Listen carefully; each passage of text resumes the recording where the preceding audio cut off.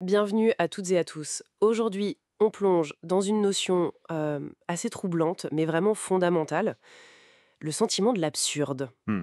On va explorer ça à travers le regard de Thomas Nagel, en se basant sur un chapitre assez connu de ses Questions mortelles. Qu'est-ce que ça veut dire, au fond, trouver la vie absurde pour Nagel?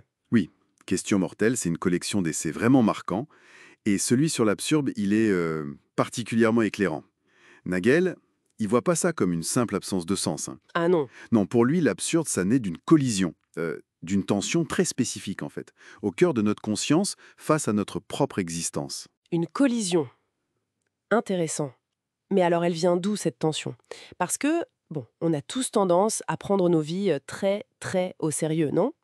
Nos boulots, nos amours, nos valeurs, on y met tout, quoi. Ben voilà, ça, c'est le premier pôle. Cette gravité, cet investissement subjectif total dans notre quotidien. D'accord. Mais l'autre pôle, c'est notre capacité, proprement humaine, à prendre du recul, à nous voir comme de l'extérieur. Nagel emploie une expression latine pour ça, subspecie aeternitatis, Ah oui, sous l'angle de l'éternité. la fameuse perspective cosmique, se voir tout petit, perdu dans l'immensité. Exactement. Et j'imagine que, vu de là-haut, nos grandes préoccupations, là, elles paraissent soudain. Eh ben, elles peuvent sembler arbitraires, oui, contingentes, presque dérisoires en fait. L'importance capitale qu'on leur donne subjectivement, elle ne trouve plus vraiment de justification absolue vue de l'extérieur. Ah d'accord. C'est ce choc violent entre la signification intense qu'on vit de l'intérieur et ce regard détaché qui, lui, révèle l'absence de fondement ultime. Donc c'est ce décalage permanent Hmm. entre notre engagement, notre sérieux, et puis cette lucidité sur le fait que tout ça est un peu contingent. Pas Mhm. juste un manque de sens global, mais vraiment la cohabitation de ces deux regards en nous. Tout à fait. C'est ça l'absurdité pour Nagel. C'est une conséquence directe de nos capacités cognitives les plus pointues. Notre conscience de nous-mêmes, notre faculté à nous transcender par la pensée pour adopter ce regard extérieur. C'est presque une condition de l'être humain pensant, en fait. Ça me fait penser forcément à Albert Camus. Lui aussi, il a beaucoup parlé de l'absurde. C'est quoi la différence alors? Ou est-ce que c'est la même chose finalement? C'est une excellente question. Parce qu'il y a une différence, oui, et elle est assez notable. Pour Camus, si on simplifie un peu, l'absurde naît de la confrontation entre l'appel de l'homme à la raison, au sens, et le silence du monde. Le monde qui, lui, ne répond pas, qui est déraisonnable. C'est comme un divorce entre l'humain et l'univers. D'accord, un conflit avec l'extérieur. Voilà.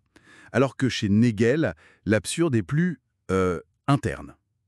Il est dans la structure même de notre conscience, dans cette capacité qu'on a à tenir en même temps ces deux perspectives qui sont incompatibles sur notre propre vie. La perspective sérieuse de l'acteur Oui, et celle détachée de l'observateur cosmique. oui. C'est vraiment un conflit intérieur, le produit de notre réflexivité. Donc on n'est pas tout à fait dans le même registre que Camus et sa révolte face au silence du monde. Non, Nagel met vraiment l'accent sur cette conséquence de notre autoconscience.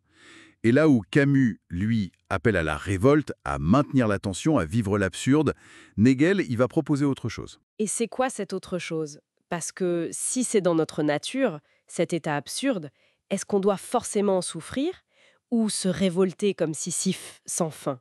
Eh bien, Nagel, il suggère une voie différente, l'ironie. L'ironie. Oui, c'est sa touche un peu. Son raisonnement est assez malin, je trouve. Il dit, bon, si du point de vue de l'éternité, rien de ce qu'on fait n'a d'importance ultime, alors le fait même que rien n'ait d'importance ultime, Attends, ça veut dire que ce fait-là non plus n'a pas d'importance ultime? exactement.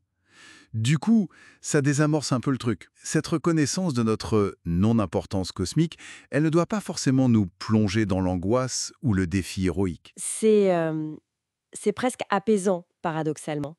Reconnaître ça sans en faire un drame. Mais attention, c'est pas du cynisme non plus. Genre, à quoi bon tout rejeter? Non, non, c'est pas du cynisme.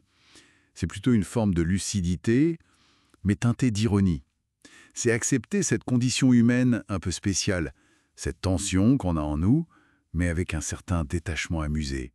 On continue bien sûr à prendre nos vies au sérieux. Subjectivement, on ne peut pas faire autrement. Oui, on est dedans, quoi. Voilà.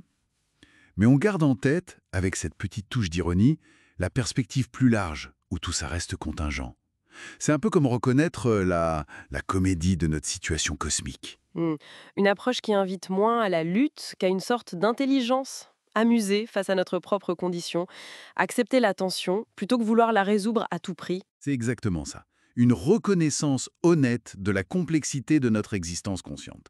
L'absurde, finalement, c'est pas une tare, c'est une caractéristique fascinante de ce que ça veut dire être humain, être capable de se voir sous ces deux angles si différents.